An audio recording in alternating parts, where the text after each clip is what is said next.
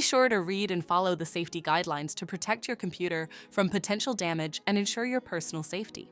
For more information about safety guidelines, see the owner's manual at dell.com/support. Before you begin, turn off the computer and disconnect all the attached peripherals. To remove the solid-state drive 2280, loosen the 6 screws on the base cover and the 2 screws near the back hinges. Pry the base cover off the system. Identify the solid-state drive. Loosen the screw securing it. Lift the thermal plate. Slide and remove solid-state drive from the slot.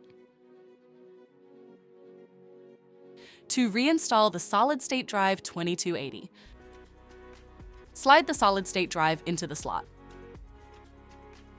Place the thermal plate on the SSD. Replace the screw that secures the thermal plate. Align and place the base cover on the computer. Tighten the 2 captive screws. Replace the 6 screws that secure the base cover. For more information about your Dell system, visit dell.com/support.